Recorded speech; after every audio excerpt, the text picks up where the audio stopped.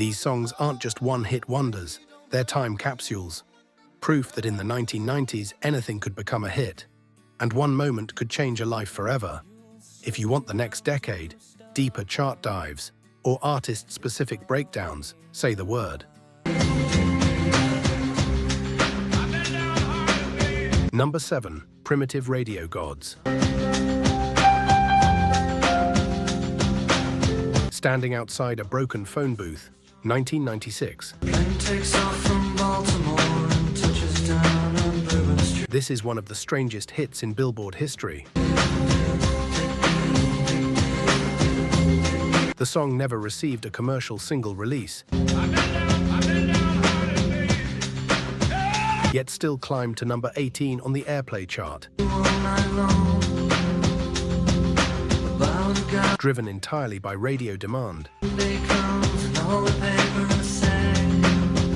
Built around a haunting sample of B.B. King recorded in a home studio.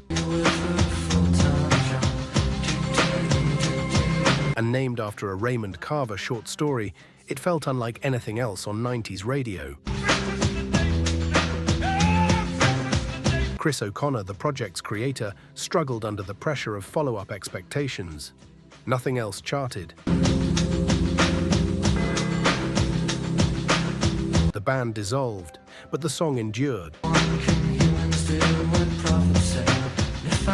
It remains a staple of alternative radio. Appeared in films like The Cable Guy and continues generating royalties. O'Connor himself has described as his retirement plan. One strange, perfect anomaly, frozen in time. Number 6. Haddaway, What is Love, 1993. Few songs have survived meme culture like this one. Haddaway, a Trinidadian German performer, recorded What is Love after being discovered as a dancer and model in Germany. The track peaked at number 11 on the Billboard Hot 100, but became a global juggernaut, hitting number 1 in 13 countries. No more. What is love? In Europe, Haddaway was a superstar. No more. In America, he was a one-hit wonder. I want no other lover. That status only deepened when Saturday Night Live and A Night at the Roxbury turned the song into a cultural punchline. What is love? The head-bobbing sketch gave it a second life that eclipsed everything else he recorded. I give you my love, but you don't care. Despite continued European success, Don't hurt me. Don't hurt me. No more. US audiences only remember this one track, Baby, don't hurt me. Don't hurt me. which has now surpassed 1 billion streams across platforms Baby, don't hurt me. Don't hurt me. and continues generating massive royalties. Sometimes one market defines your legacy forever. Number 5. Len, Steal My Sunshine, 1999. This song smells like summer. Recorded in a parent's basement in Toronto, So I missed a million miles of fun. Steal My Sunshine sampled Andrea True Connection's disco hit More, More, More and somehow made it feel brand new. It peaked at number 9 on the Billboard Hot 100, spent 20 weeks on the chart, and defined the sound of the late 90s transition into the 2000s. For me, making sure Len never expected fame. The Costanzo siblings described the experience as overwhelming. Suddenly going from indie obscurity to global recognition. They released an album, tried follow-ups, and watched everything stall. Bursting on my feet. Then something strange happened. The song never went away. So I missed a million miles of fun. It's appeared in over 20 films and TV shows, racked up hundreds of millions of streams, and continues to fund their lives decades later. Not in too deep. If you steal my sunshine, They never chased mainstream success again. And of course you can't become if you only say what you would have done. One perfect if you summer. steal my sunshine. Number 4, Chumbawamba, Tub Thumping, 1997. This is one of the greatest ironies in music history. Chumbawamba were an anarcho-punk collective from Leeds, England. For 15 years, they released aggressively political, anti-capitalist music that America largely ignored. Then they wrote a drinking song. Tub Thumping peaked at number 6 on the Billboard Hot 100. Stayed on the chart for 32 weeks and became the unofficial anthem of comebacks, sports victories, and barroom resilience worldwide. The contradiction nearly broke them. The band publicly struggled with their sudden commercial success, even staging stunts like dumping water on a British politician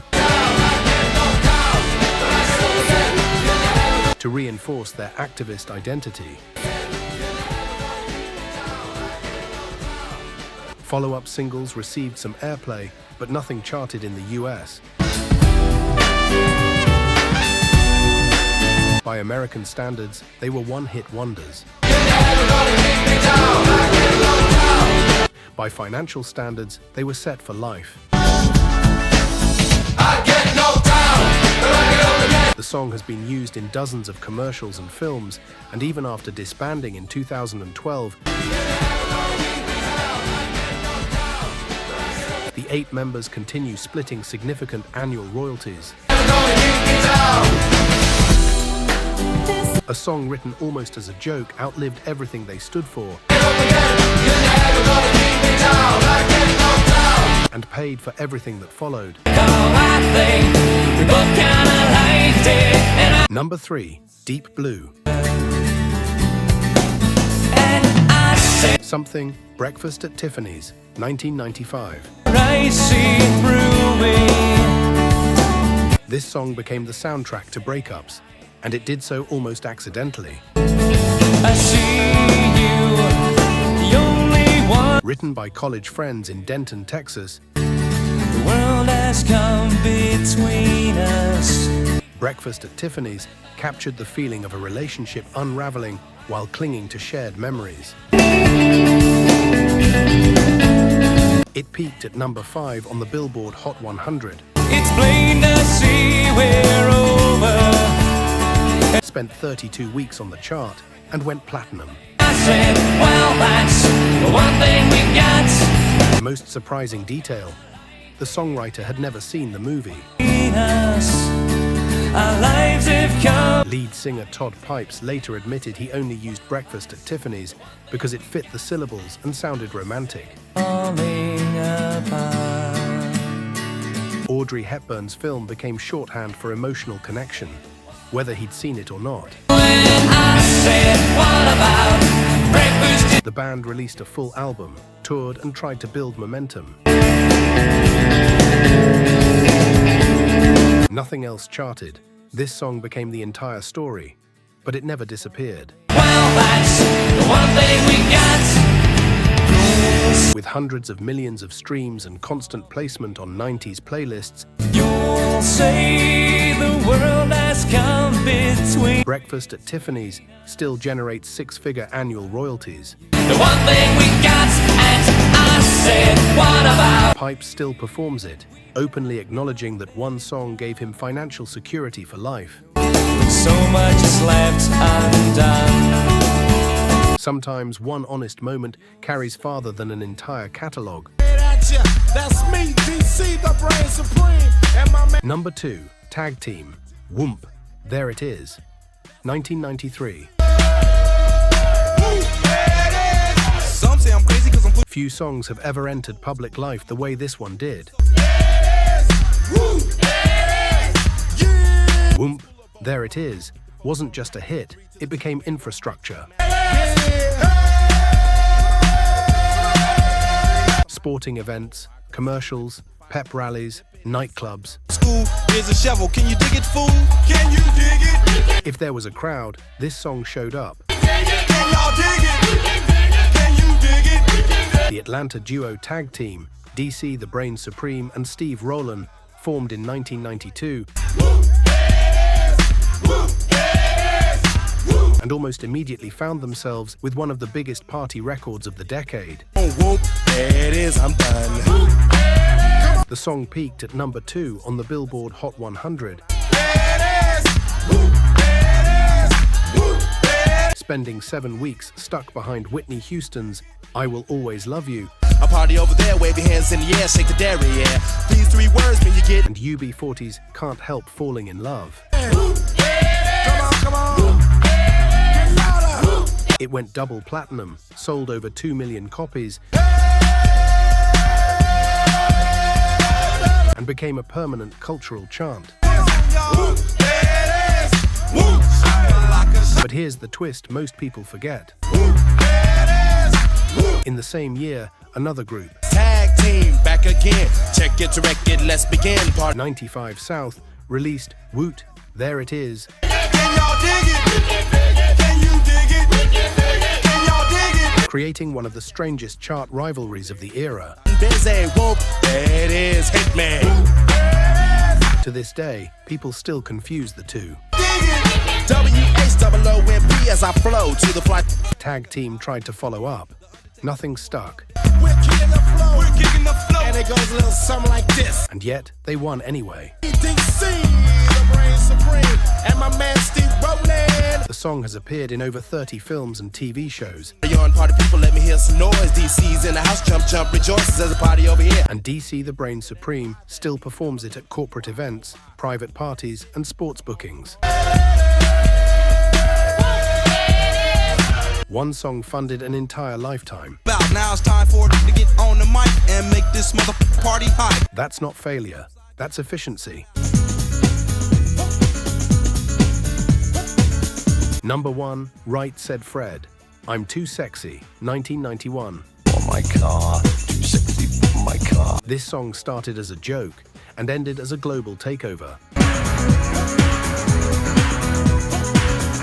Richard and Fred Fairbrass weren't pop stars, they were British fitness instructors, You know what I mean, and I do my little turn. watching hyper-confident male models strut around gyms and fashion shows and laughing at the absurdity of it all. Too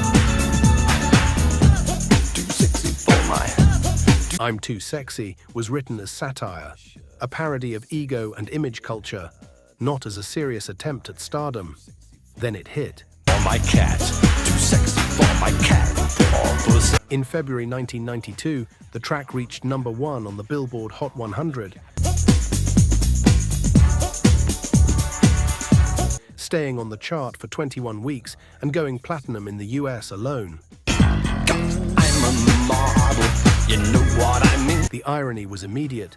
A song mocking vanity became one of the most recognizable pop records of the decade. Too sexy. Technically, Right Said Fred had a second charting single, Don't Talk Just Kiss, which peaked at number 76. But culturally, this was the only song that mattered. One hook erased everything else. And I do my little turn on the catwalk. Yeah. Instead of running from the label of one-hit wonder, the Fairbrass brothers embraced it. Sexy for your party, the way I'm disco dancing. That decision paid off decades later. When the song found new life through commercials, films, and, most lucratively, Taylor Swift's interpolation on Look What You Made Me Do. Today, the brothers still perform the track at nostalgia festivals, earning steady six-figure licensing income annually. Too sexy by far. They don't resent the song, they understand it. Sometimes one joke becomes a legacy, and that's enough.